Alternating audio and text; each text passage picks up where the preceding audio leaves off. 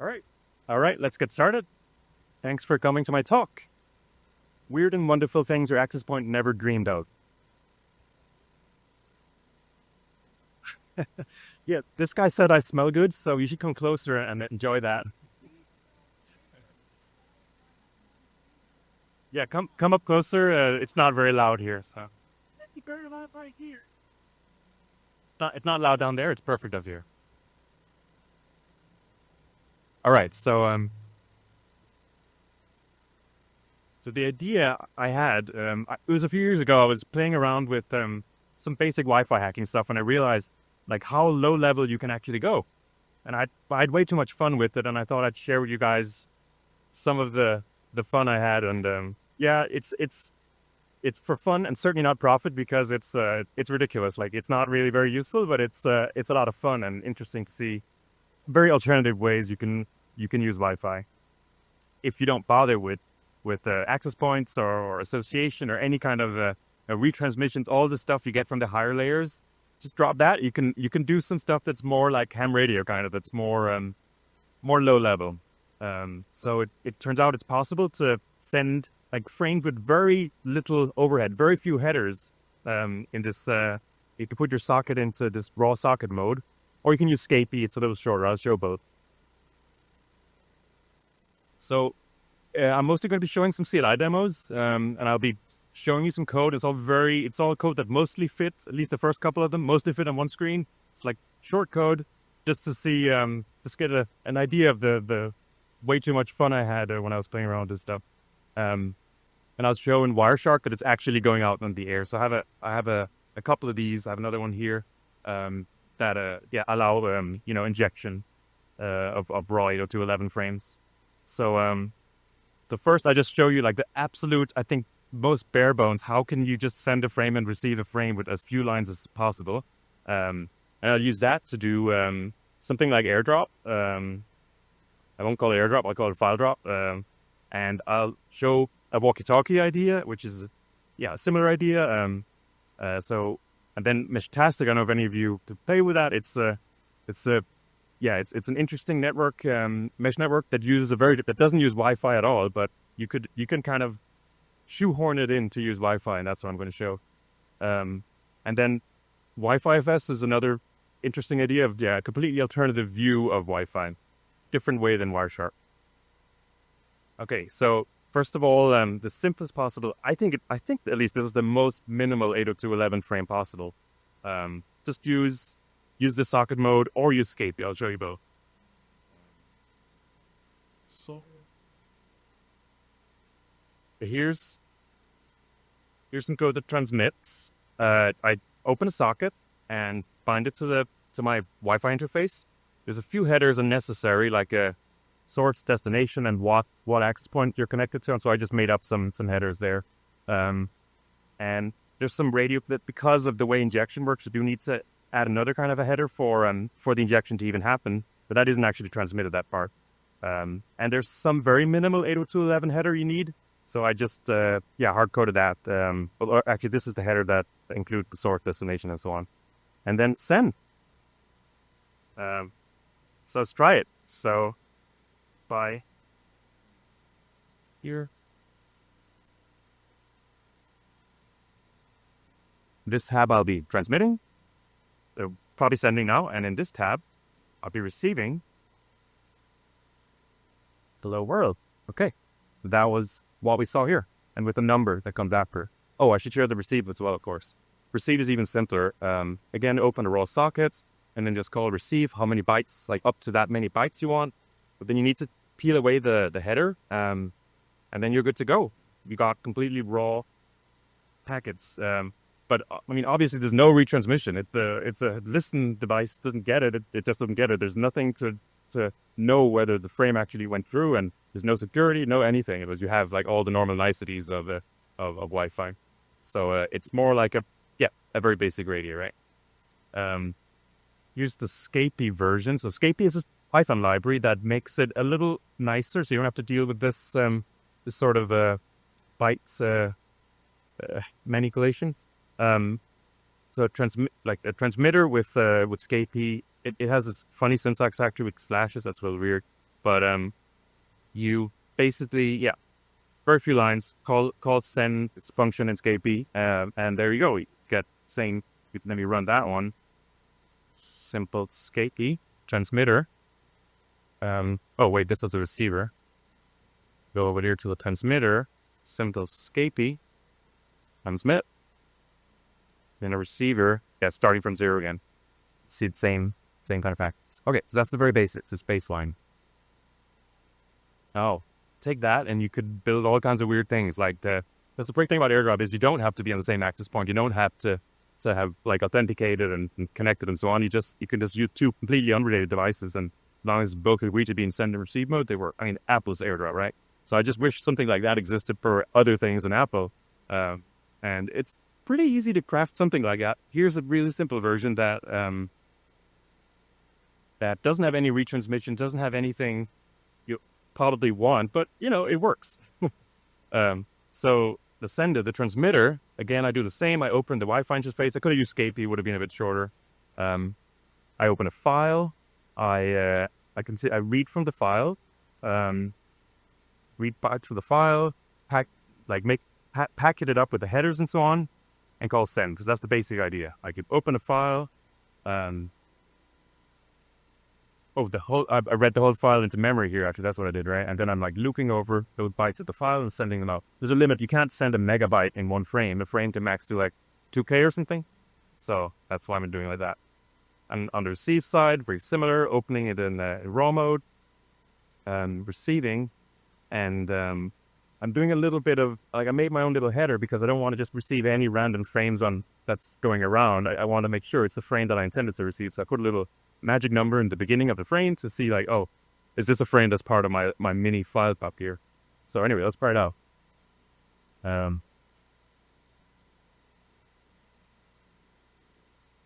So I'll start a receiver in one tab, and a transmitter over in this tab. First, going to just transmit a file that just had the words hello world in it. It's really short, so it fit in one packet. See that the receiver get it? He got it. Got the whole packet, and he got I made a little like MD5 hash that it also sends with, just to make sure that it got the whole packet. So in my received directory now, I got my hello world. That was what I sent. It gets tricky. Like it's fine for tiny things, right? But when you have bigger files, like this picture of cat, sent 30 packets. Let's see over here. We got it received, packet by packet, but I only got 96% of them. I didn't get all 30 packets. So, okay, it's pretty good still. We got, actually looks all right. It got a viewable file. There's going to be some missing bits in that file. There's going to be some missing chunks. So I could just retransmit it. I made it so that just run it again. We'll send the same things again. And, oh, yeah, finally, we got all this time, like whatever was missing before came through. And, so run it a couple of times until you get to 100%, and then you got the whole file, and it matches. So yeah. Okay. Another idea, similar idea. Let's take the same. Instead of reading a file, let's read an audio stream, and you get a walkie-talkie basically. You don't need connections or anything. You don't need to be, dialing each other at any kind of handshake, just like a walkie-talkie basically, right? Let's try that. So first I'll start a receiver. Here. Oh, actually, let me show you the code first, real quick. We have time. Walkie-talkie receiver. Let's look at the receiver first. Receiver, again, open the raw socket, find it's a network interface, and then here we're opening an output screen. So like, this is from this library called sound device in Python. So that's basically a place where you just throw your raw audio frames and it'll play them. As long as you kind of keep up the pace and you don't have gaps, otherwise it will sound terrible. But if you manage to pace it right, it'll sound all right. So there's a thread that plays. I think I had another thread there's another thread that receives from this raw socket. I unpack it a little bit. I wanted to print out the loudness because maybe it's going to be hard to hear, so at least we can see something. Changing the sample rate a little bit. It would be a little intense to send like very high resolution audio over this unreliable link. So I'm like trying to lower the resolution a little bit to decrease the chance of success. Okay, anyway, let's run the receiver.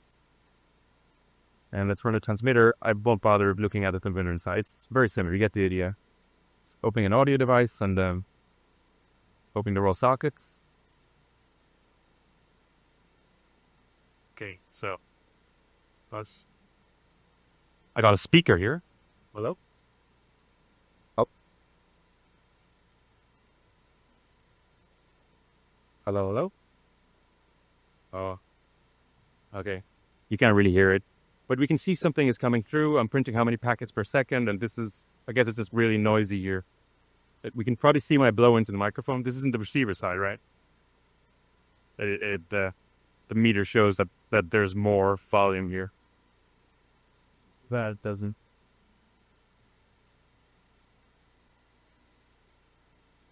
No, not working right now. Anyway, but packets got through. The microphone part worked. The receive part worked. The send part worked. The receive part worked, but it didn't play it out the speaker. That part, I don't know why it's broken right now. Anyway, you get the idea.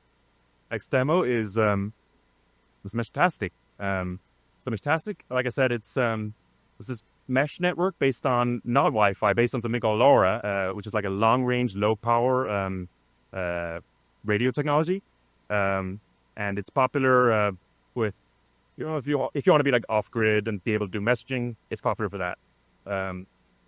I quite enjoy it. I'm giving a talk about that specifically tomorrow, because it's also 1 o'clock, or 1:30.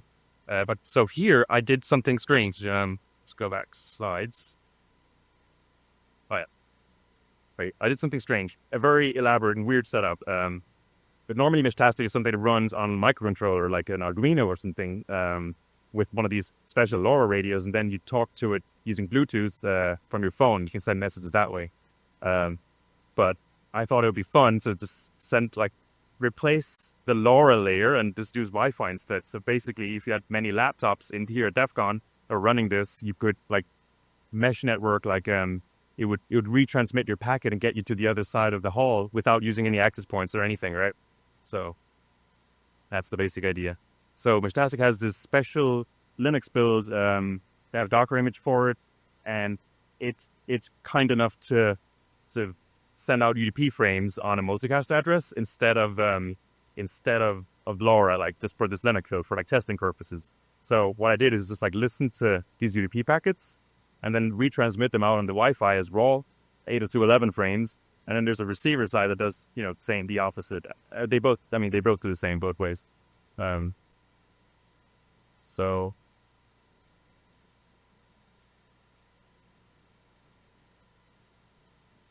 script for this is basically have the familiar open the raw socket thing, and then I'm also doing something complicated to get the Scapy for that, to get the packets from the multicast address. A similar idea. So basically, yeah, it bridges. There's a Wi-Fi loop. There's a UDP loop that watches for these UDP multicast packets on Meshtastic's kind of test interface, and then it just bridges those two, basically sends them one to the other.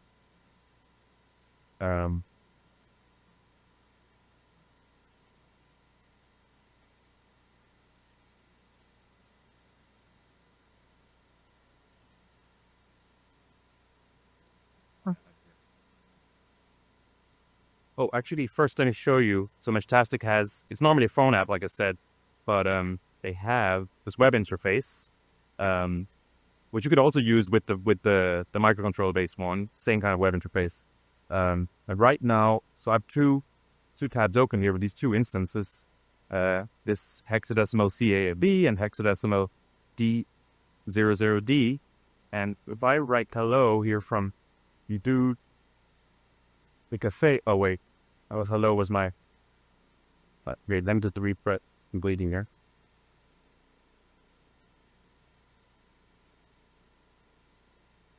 So we press them both, let's get a blank. Press start here. Okay, this is what I wanted. I'm sending it from one, it's not coming to the other because I'm not running the bridge, right? But they're two isolated Docker containers. They're not connected right now, so they cannot speak Meshtastic. So if we run our bridge script that I showed you before, but I got it already. Set server.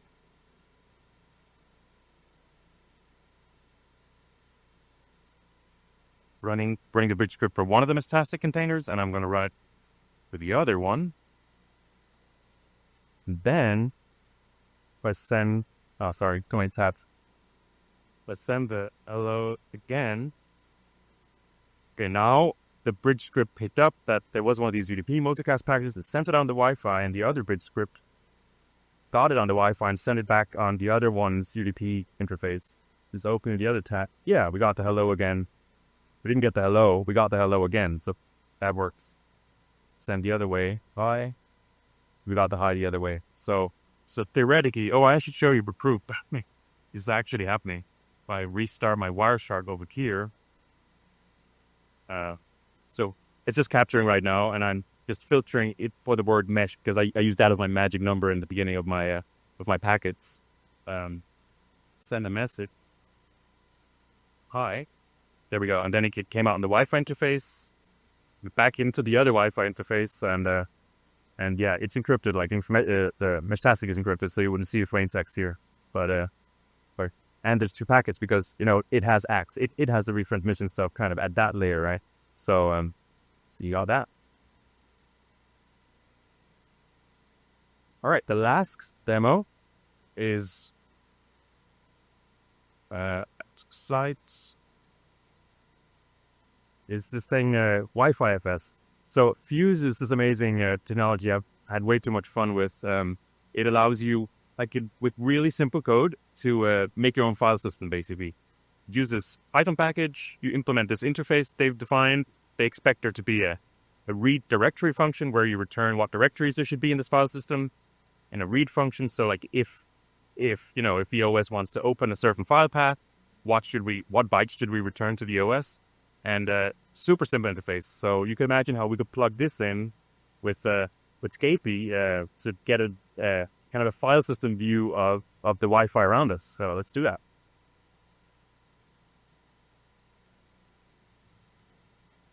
The code for this is a little bit more complicated, so probably won't go through that much of it, but a lot of helper functions. But basically you see things like here, read directory, where I'm doing things like for different levels of the directory. Like top level directory is going to be interfaces. Which Wi-Fi interface do you want to look at?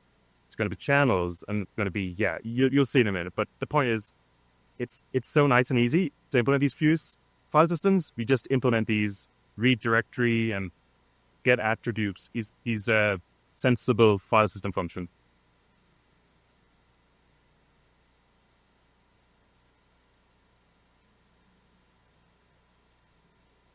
So the way you run a Fuse file system is to be just run the Python script, and I had a parameter in my CLI the program here for this Python file that I want to mount this directory as my virtual file system. Let's do it. So that's this mount directory here. So let's look in your file browser. Okay, I got two Wi-Fi interfaces. Let's look at my USD one. Boom! It was like it called the read dir function of the subdirectory under my USD one Wi-Fi interface. So it wanted to enumerate all channels, and also I guess the file browser likes to go into every, or it goes into every folder. So every time a channel folder is accessed, it switches channel. That's how I've set it up, right? So let's go under channel 6, and initially, so now it's switched to channel 6. Like when I go into a directory, the Fuse file system function gets invoked for read that directory, and it sees, okay, I need to change channel. So it went to channel 6 now. And it's constantly monitoring for packets. If I press F5, there we go, got new packets. As I refresh, I'll be getting more and more SSIDs. So these are access point, basically, or at least the packets that had that MAC address in their BSSID field, and also it collects the broadcast packets with the beacon packets for the access points, puts on the mains. You'll see here's the RF villages, one of the CTFs, for example. So we could throw in there, and then it just makes a file for each packet it's captured. So this is an alternative way. Wireshark is probably a lot better for this. but it's just a different way to do it.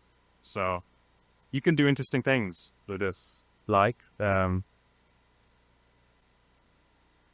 can say here I'm just LSing a directory, right?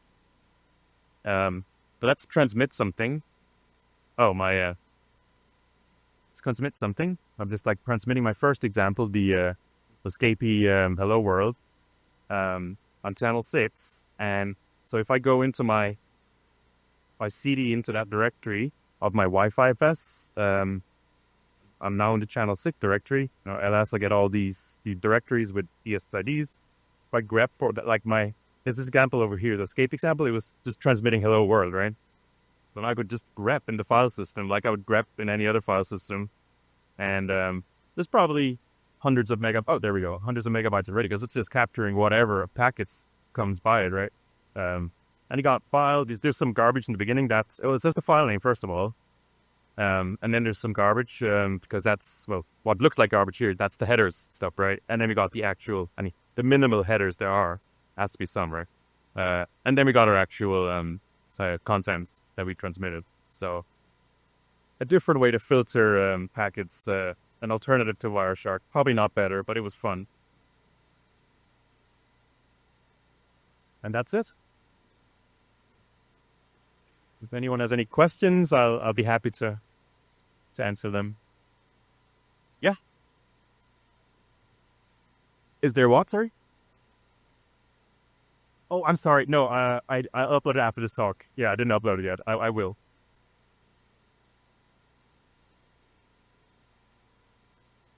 Sorry, you have to speak louder.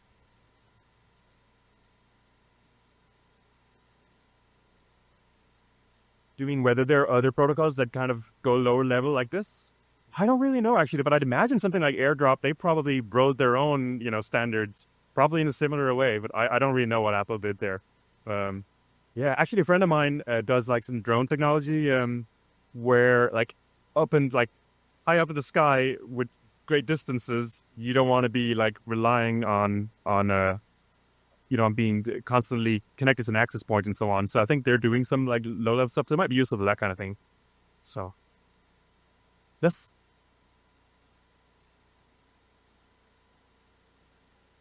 Oh, usually the ones built into laptops don't support it, unfortunately. I mean, actually, this Samsung laptop happens to support it, the built-in one does, but I'm actually not using the built-in one. I'm using these external ones. And I got like an Edimax something. This one is a more expensive one. I don't remember actually how much. This Edimax one, it's a tiny USB dongle. It's much cheaper.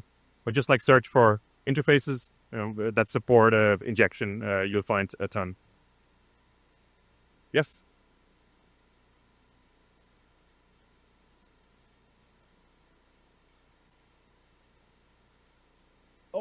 Oh yeah, I was experimenting on several computers. Is that what you meant? Yeah, it definitely works across several computers, but it would be hard to demo. So that's why I just put two interfaces on one computer here. Sorry, I haven't yet hit publish on it, but I will after this talk. They're awesome. Yes.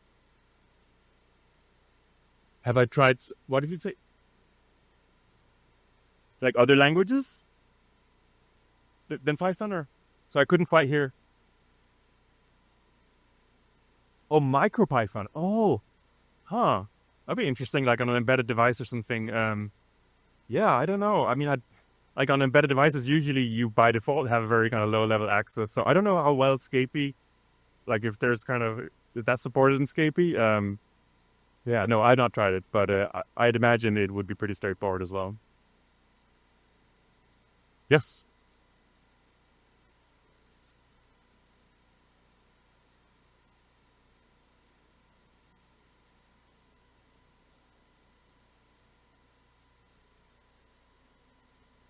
Oh, yeah. Oh, sorry, I should have been repeating the question. So you were asking, could we bridge any kind of TCP, like any systems, like other protocols than Meshtastic? Yeah, in theory, but then you might as well just use normal access point, because they did all the hard work of like, and TCP, like TCP itself, does retransmission. So you might as well not use this for that. It's not really meant for that. All right. Thanks for your attention.